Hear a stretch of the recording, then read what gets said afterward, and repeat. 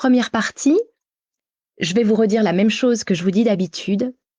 Peu importe ce que vous croyez.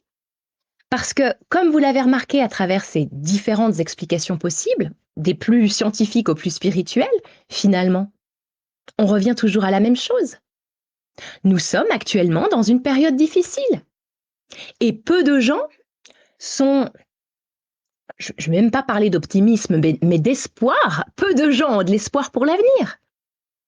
Et la raison, elle est très simple, hein, selon moi. Contrairement à ce qu'on pourrait croire, la période actuelle dans notre société actuelle, elle est bien plus difficile qu'avant, que le siècle dernier, par exemple. Parce que même si au siècle dernier, on a connu des guerres, c'est pas la même chose qu'aujourd'hui, parce qu'aujourd'hui, le mal, hein, il faut bien définir le bien et le mal quand même si dans l'absolu ça n'existe pas, on est quand même sur Terre, hein, on est quand même des êtres humains. Le mal, il s'infiltre absolument partout. Il est partout aujourd'hui. Il s'infiltre de manière insidieuse, même dans ce que l'on pourrait considérer comme le bien.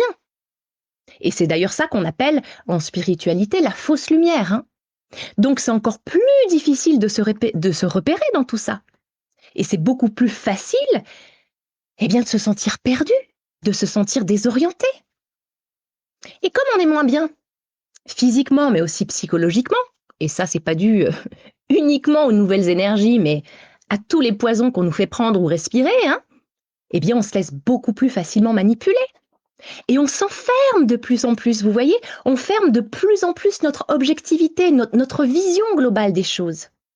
Je dirais même qu'on se robotise quelque part dans le sens où on s'éloigne de notre humanité. On n'est plus du tout conscient de ce qui se passe autour de nous, hein, aussi bien du côté négatif alors qu'on est en plein dedans, que du positif alors qu'il y en a. Et il y en a plein. Donc oui, nous sommes influencés par la nouvelle énergie de la Terre et ça provoque de grands bouleversements physiques, émotionnels et mondiaux. Et pour moi, comme en tout cas je le ressens, hein, cette période, ces nouvelles énergies, elles sont comme des révélateurs. Hein. Elles vont faire en fait remonter puissance 1000, même 10 000, tout ce qu'il y a en nous.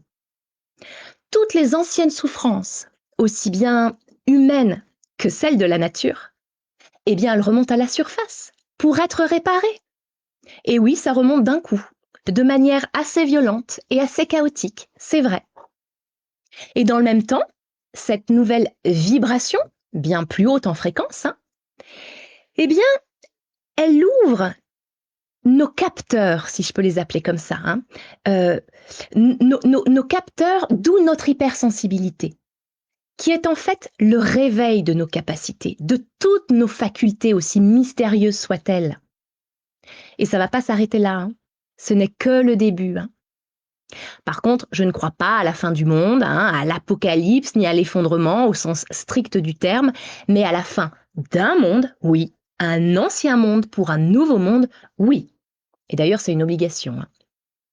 Et pour arriver à ça, on va devoir changer notre perception de la réalité, nos manières de penser, nos manières d'agir et nos manières de vivre. Parce que sans ça, non seulement on va repousser l'échéance de la nouvelle Terre, hein, si on l'appelle comme ça en tout cas, mais surtout, on va aller de moins en moins bien individuellement et donc collectivement.